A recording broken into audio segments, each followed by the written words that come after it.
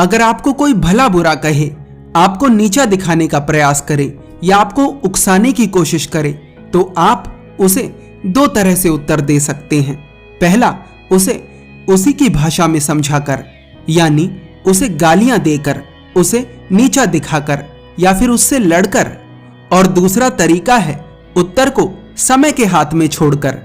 उत्तर को समय के हाथ में छोड़ने का अर्थ है आपको उत्तर नहीं देना, समय उत्तर देगा।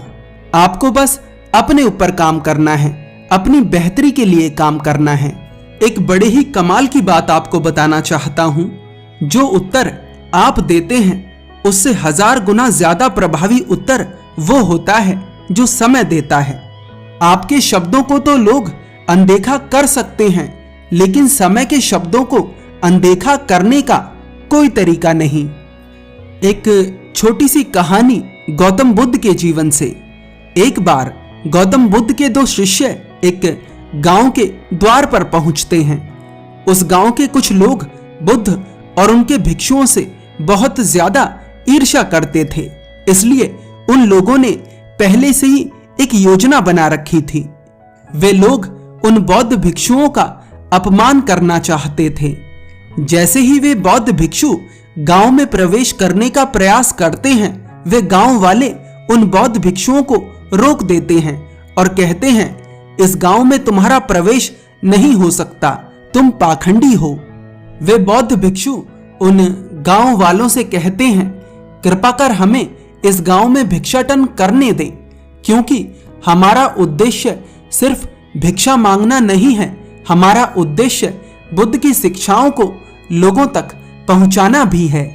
वे गांव वाले कहते हैं, तुम भी पाखंडी हो और तुम्हारा वह गुरु भी पाखंडी है, किसी को भी इस गांव से भिक्षा नहीं मिलेगी।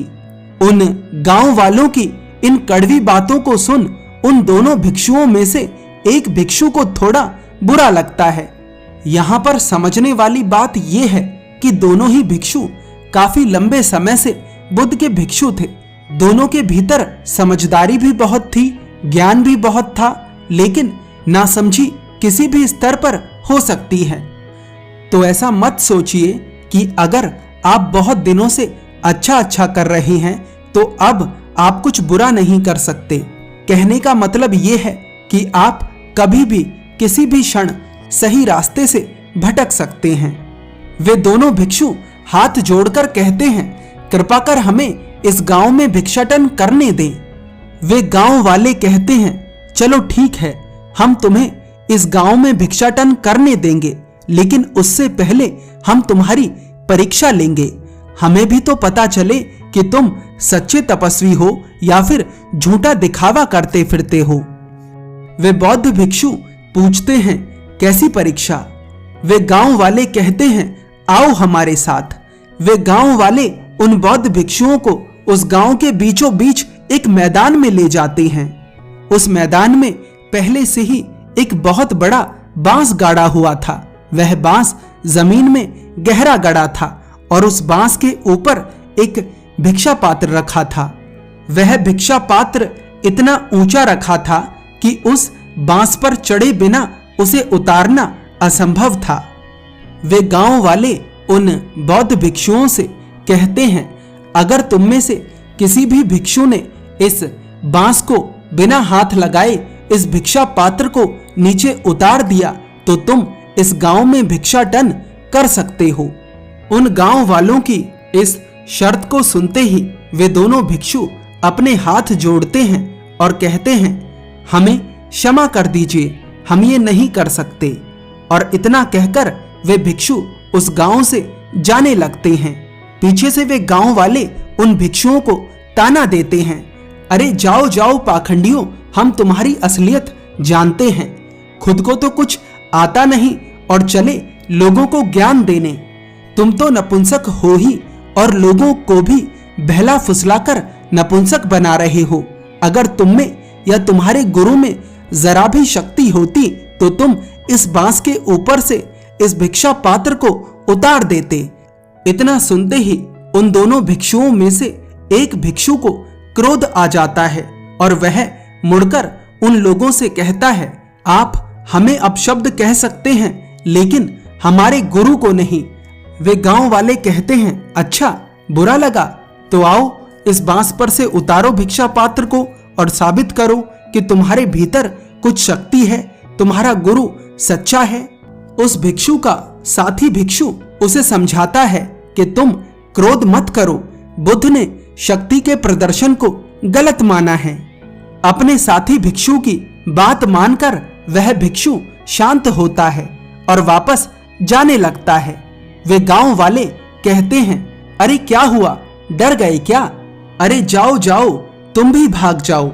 जब तुम्हारा गुरु ही आधी रात को अपनी पत्नी और बच्चे को छोड़कर भाग गया था, तुम तो नपुंसक हो ही, तुम्हारा गुरु भी नपुंसक था। इतना सुनते ही उस भिक्षु का क्रोध फूट पड़ता है और वह उन गांव वालों से कहता है, बस इसके आगे मैं अपने गुरु के बारे में एक शब्द भी नहीं सुन सकता। मैं इस बांस के ऊपर से इस भिक्षा पात्र को बिना हाथ लगाए उतार सकता हूँ।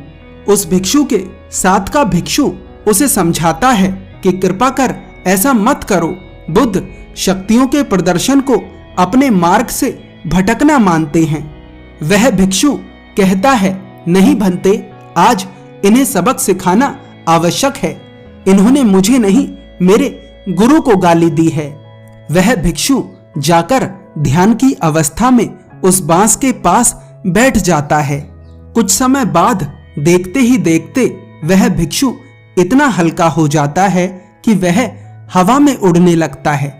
सभी लोग यह देखकर बहुत चौंकते हैं। वह भिक्षु उड़ते उड़ते उस बांस की चोटी तक पहुंच जाता है जहां वह भिक्षा पात्र रखा था। वहां पहुंचने के बाद वह उस भिक्षा पात्र को उठाता है और नीचे आ जाता है। नीचे आकर वह भिक्षु उन गांव वालों को उस भिक्षा पात्र को देने लगता है। वे गांव वाले रोते हुए अपने कांपते हुए हाथों से उस भिक्षा पात्र को पकड़ते हैं और उस भिक्षु के चरणों में गिरकर क्षमा मांगने लगते हैं। वह भिक्षु कहता है, यदि क्षमा मांगनी है तो बुद्ध से मांगो, मुझसे नहीं। वहां उपस्थित सभी लोग उस भिक्षु की जय जयकार करने लगते हैं।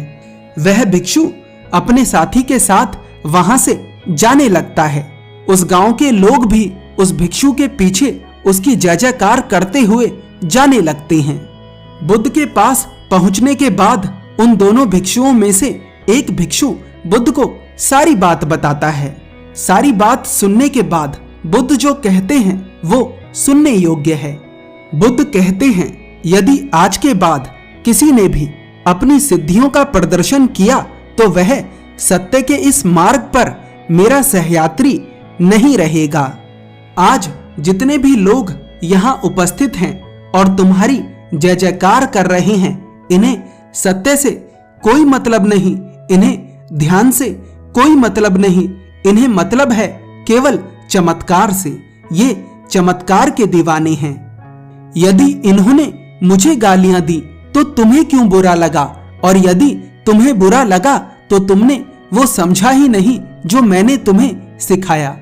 सिद्धियों का प्रदर्शन तुम्हें औरों के द्वारा इज्जत दिलाएगा, तुम्हें सम्मान मिलेगा, लोग तुम्हारी तारीफ करेंगे, वाहवाही करेंगे, लेकिन इससे कभी भी तुम्हें अंतर की संतुष्टि नहीं मिल सकती। इससे तुम्हें वो नहीं मिल सकता जो तुम्हारा लक्ष्य है। यदि जीवन को लोगों के द्वारा प्रशंसा के लिए जियोगे तो कभी भी वो नहीं पा पाओगे जिसके तुम हकदार हो।